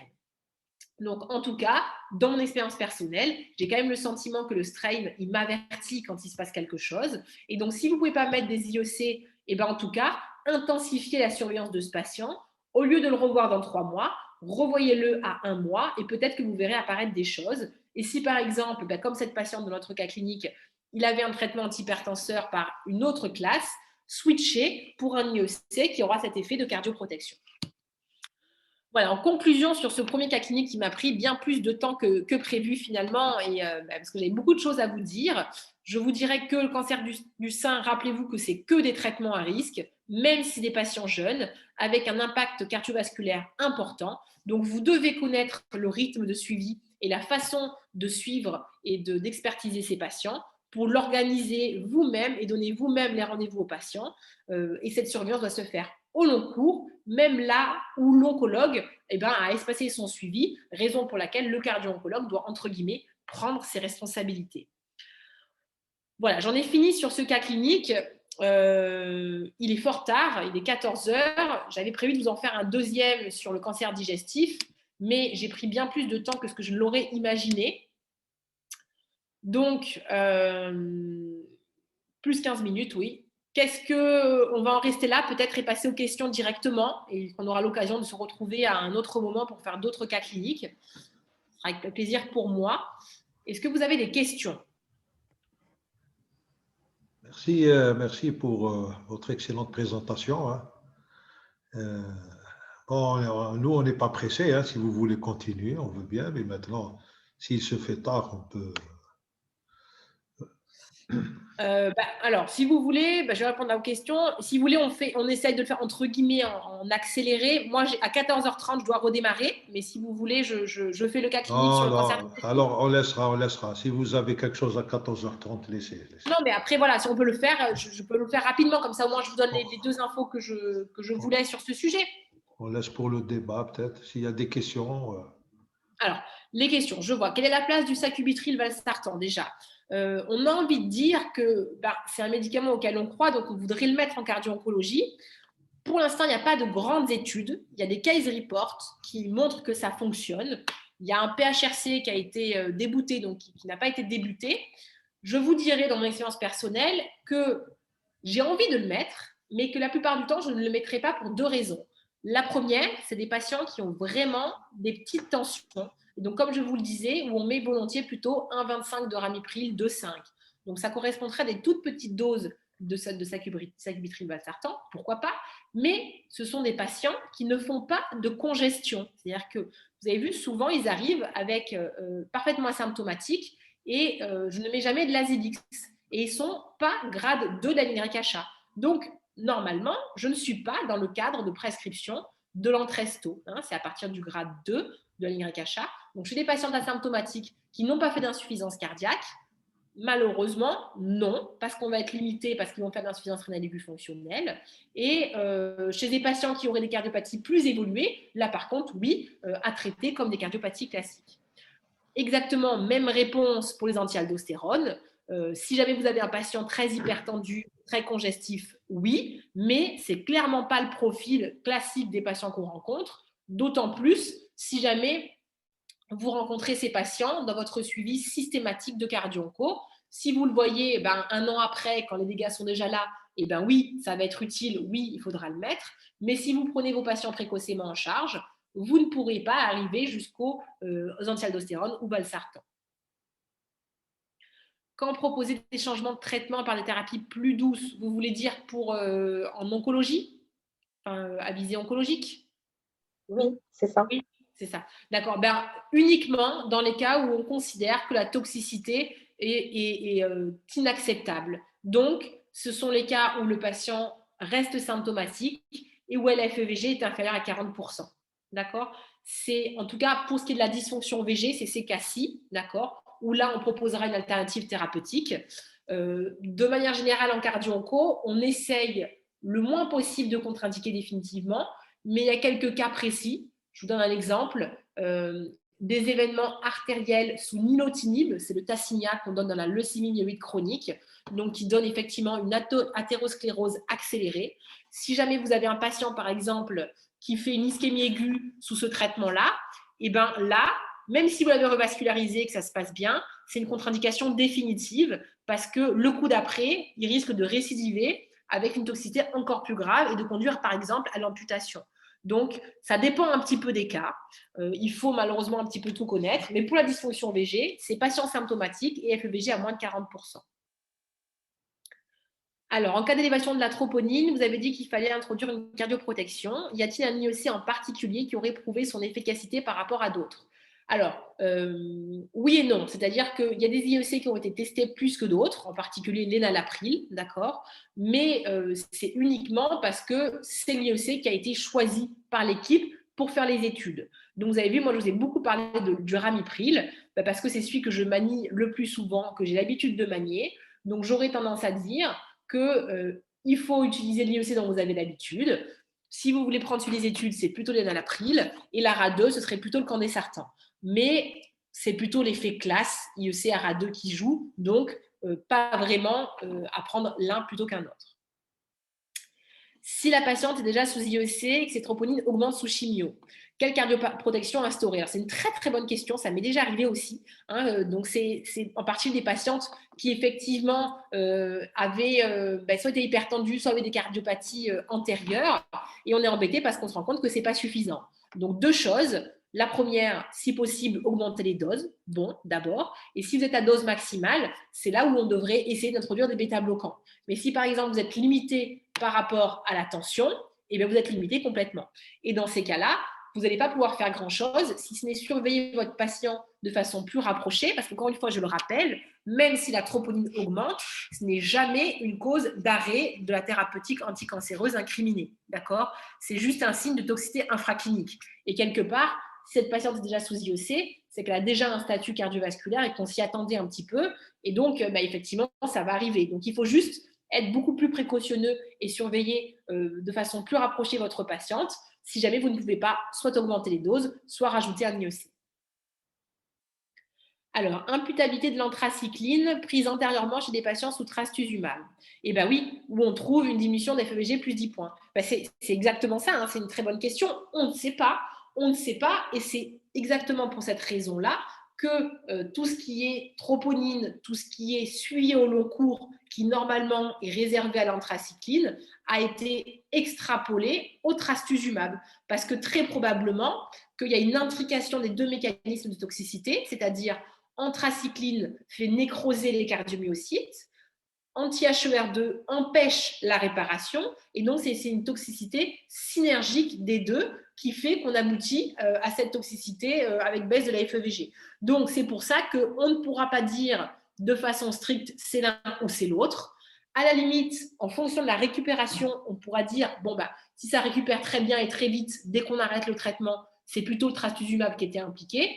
Si ça met du temps à récupérer ou si ça ne récupère pas complètement, il y avait quand même une part d'anthracycline. Mais ce sera impossible de trancher entre les deux, vous avez raison, parce que c'est très intriqué. Est-ce que le cardiologue peut influencer les indications des oncologues par rapport aux doses des anthracyclines?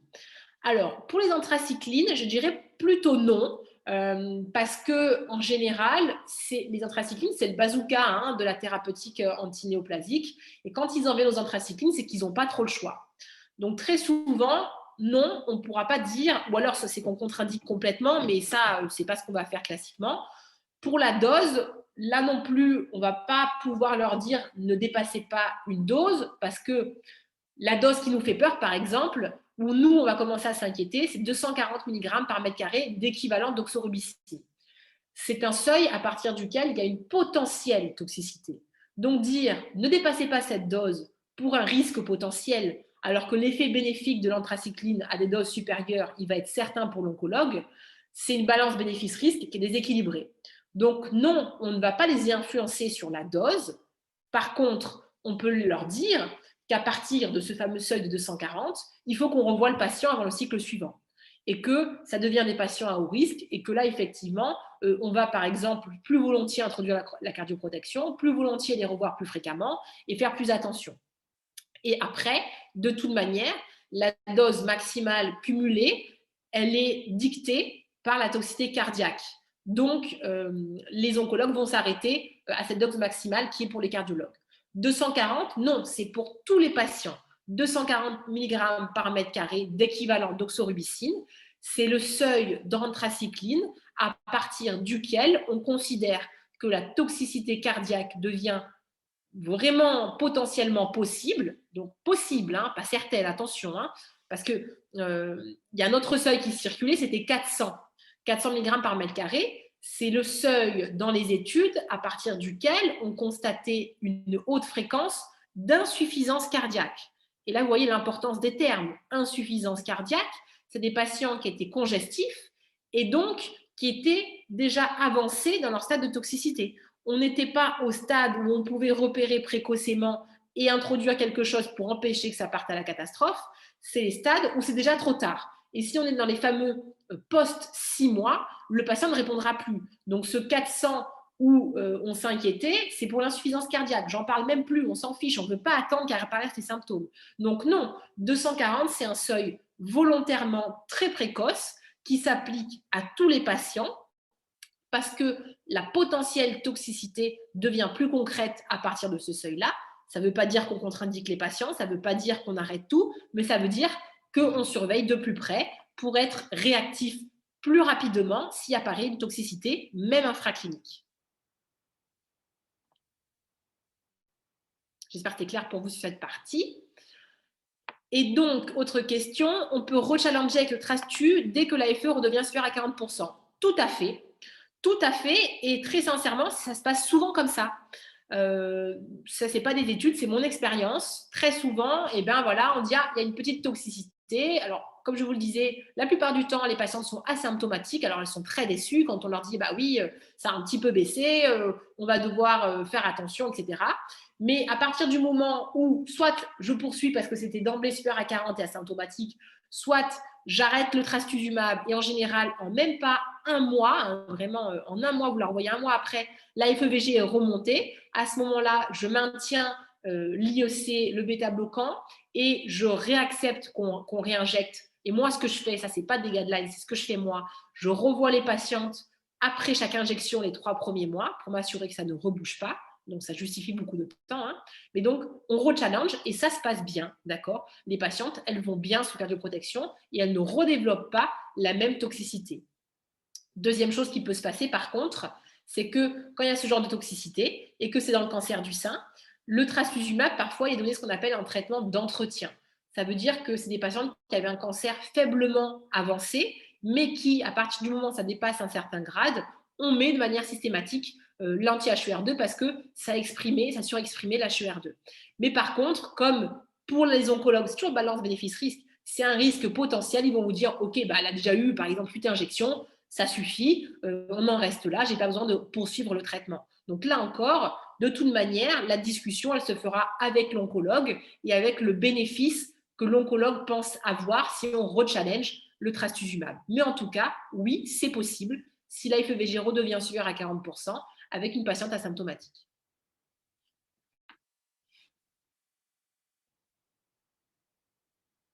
J'espère que j'ai bien répondu à vos questions. Oui, il n'y a plus de questions dans l'audience. Abdeslam, tu veux dire quelque chose avant de… En fait, je pense que le docteur Cotella voulait parler un peu du 5FU parce que je l'avais sollicité dans ce sens, comme nous sommes un centre de coronarographie et d'angioplastie et qu'on reçoit souvent des patients donc qui posent ce genre de problème. Vous n'avez pas beaucoup de temps là, à peine 15 minutes. Si vous voulez, ce que je vous propose, c'est que je ne vais peut-être pas vous passer le cas clinique, mais je vais vous montrer les arbres de réflexion. Comme ça, oui, parfait. Ça serait excellent. Oui, merci. Alors, je passe le cas clinique parce que finalement, tout ce que je dis, peu importe. L'idée, c'est d'en arriver aux arbres diagnostiques. J'avais même prévu un 3e cas clinique. Hein. J'avais été très, très ambitieuse. Alors, voici, je vais vous montrer ça. C'est ça qu'il faut retenir en pratique pour le 5FU. Vous m'entendez bien là? Oui, hein? Oui, oui, oui. Pour le 5FU, voilà. En pratique, il faut retenir quoi? Une douleur thoracique sous 5FU, à la base, elle va se manager comme toute douleur thoracique. Donc déjà, c'est rassurant de se dire ça. Ça, on connaît. C'est-à-dire, seul petit bémol, et qu'il faut bien retenir, je mettais un peu plus l'accent dessus avant, mais à partir du moment où le patient présente une douleur thoracique sous 5FU, sous 5FU, ça veut dire en cours de perfusion, et dans les 5 jours qui suivent, d'accord, parce que souvent les patients, ils repartent à la maison, vous savez, avec la petite cassette de 5FU, donc ils sont une perfusion longue. Donc, au cours des 5 jours entourant cette perfusion de 5FU, même si la douleur thoracique est atypique, aucun doute, il faut stopper le 5FU. D'accord? Donc, première des choses, douleur taux, j'arrête le 5FU. Ensuite, on réfléchit.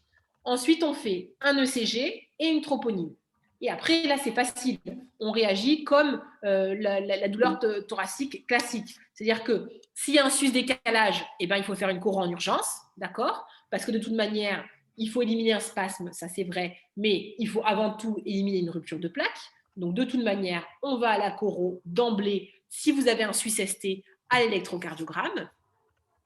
Vous pouvez effectivement faire un test au nitré avant et voir si jamais le sus-ST régresse. Mais même si ça régresse, il faudra aller à la choro en urgence parce que vous pouvez très bien avoir développé un thrombus intracoronaire qui va, l'instant d'après, faire une vraie occlusion. Donc, il faudra peut-être traiter ça. Donc, quoi qu'il arrive, même si ça régresse, il faudra aller à la choro en urgence. Si vous avez un sous-décalage, c'est comme nos SCA classiques, c'est comme d'habitude, on va faire une choro, pas forcément dans les 6 heures, mais en tout cas dans les 24 heures, très certainement. Et ensuite, si jamais il y a une douleur taux sans modification de l'électrocardiogramme, vous allez vous intéresser à la troponine. Vous avez vu, dans les 2 premiers cas, je n'ai même pas encore parlé de la troponine. Soit la troponine, elle est positive, eh ben, c'est un NSTEMI et on fera une coronarographie, d'accord? Soit la troponine, elle est négative, donc vous allez voir que c'est souvent comme ça que ça se passe. Parce que là, finalement, les premiers cas, c'est facile, on connaît. Mais souvent, il y aura eu une douleur taux. Le CG, ben, soit il n'est pas modifié, soit on n'a pas de CG de référence. Hein, donc ça, c'est aussi l'éducation des oncologues à essayer d'avoir un ECG de référence. Et donc, pas de modif ECG, on fait une troponine, elle est négative. Donc, qu'est-ce qu'il faut faire? Et donc ça, c'est au cas par cas. On vous dit quoi dans cet algorithme? C'était soit on fait un test d'ischémie, soit on fait un choroscanner, soit on fait une choro. Donc, c'est vraiment au choix. En pratique, ce qu'il faut bien retenir, c'est que le seul facteur de risque authentifié de spasme au 5FU, c'est d'avoir une coronaropathie sous-jacente non revascularisée. D'accord? Donc, ce qui veut dire quoi? Ouais, ça, on en parlera après. Mais ce qui veut dire quoi? Je vous résume tout le cas clinique. Ce qui veut dire, en pré-thérapeutique, si je vois des patients, on m'adresse un patient qui a une cardiopathie ischémique, qui va recevoir du 5FU, il faut que je l'optimise. Qu'est-ce que ça veut dire? Ça veut dire que si par exemple je n'en ai pas eu depuis longtemps, je fais un test d'ischémie. On sait que le test d'ischémie, ils ont la vie dure suite à ischémia, mais là, je ne cherche pas à modifier la mortalité, mais je cherche à modifier la tolérance d'une thérapeutique anticancéreuse qui va améliorer le pronostic vital du patient. Donc oui, le test d'ischémie, il a toute son importance en pré-thérapeutique chez des coronariens, par exemple, qui seraient en perte de suivi. Je vais optimiser le traitement parce que là aussi, statine cardégique, avec leur effet pliotrope, ils auraient des bénéfices pour stabiliser les plaques de cholestérol et empêcher le spasme sous 5FU. Parce que la plaque de cholestérol, plaque significative, c'est elle qui est le facteur de risque de spasme sous 5FU. Donc en pré-thérapeutique, j'optimise mes patients. Et ensuite, si jamais il y a une douleur thoracique sous 5FU, ce que je ne veux pas, c'est que ça se reproduise et que ça se reproduise sous la forme d'un spasme, un vrai spasme au 5FU avec un sus-ST. Ce qui veut dire que je vais manager mon patient en fonction de sa probabilité pré-test d'avoir une coronaropathie sous-jacente. Si j'ai un patient qui est tabagique, diabétique, hypercholestérolémique et qui a fait une douleur thoracique, eh bien, je peux peut-être passer par un test d'ischémie, mais au moindre doute, j'irai à la coronarographie et j'aurai une dilatation qui sera peut-être guidée par ma test d'ischémie, mais il faut que je sache s'il y a une coronaropathie patente qui potentiellement va favoriser la récidive sous forme d'un spasme sous 5FU. Le spasme sous 5FU, c'est avec les mêmes complications qu'un ST+, dont la mortalité. Ça, c'est la première chose. En revanche, si j'ai des douleurs thoraciques avec une troponine négative, un ECG qui ne se modifie pas, des douleurs thoraciques qui sont plus ou moins atypiques, un patient qui n'a pas du tout de facteur de risque cardiovasculaire, et bien volontiers quand même, parce que ça fait toujours peur, je prescris un coroscanner, toujours pareil, proba pré-test. Le coroscanner ne me dit pas de lésion, ok, je suis tranquille, je réintroduis éventuellement mon 5FU. Et donc, effectivement, que faire du 5FU? Voilà, je vais vous dire juste ça. Le risque de récidive qu'on a fait un spasme, il y a peu de données, mais quand même, ça surviendra dans 80 à 100% des cas. Donc, si vous avez fait un vrai spasme au 5FU avec un Suisse testé, vous contre-indiquez la reprise de votre 5FU. Et après, que faire? Donc, sus-décalage du segment ST, arrêt définitif du 5FU, difficulté alternative, parce que risque de décès par mort subite le coup d'après.